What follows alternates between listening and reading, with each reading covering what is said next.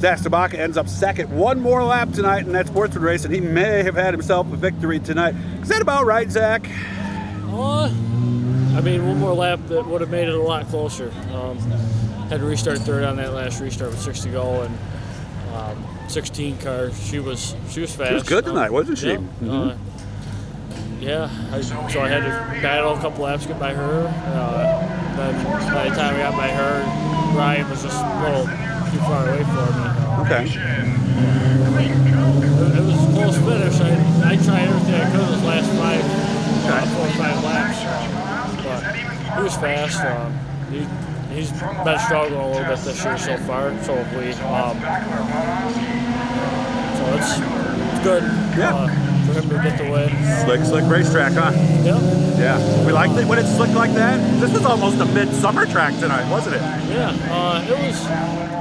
It had bite in some spots. The cushion was way up there, which that's normally my preferred groove. So there was not really a bottom, so it was pretty much fighting to get to the top. Yeah. It was good. Okay. Where are we going tomorrow? Canada.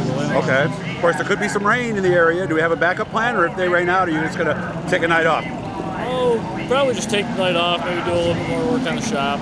Okay. How is the shop? It's coming. Are you actually in it? Yeah. Okay. Well, kind of. The outside steel has to be put on still. But as soon as that's all closed in, we can start storing the car in there. Very nice. Happy for you, man. Good job, okay? Thank you. Zach Sobotka, second place tonight at Brewerton in the DIRTcar Sportsman feature.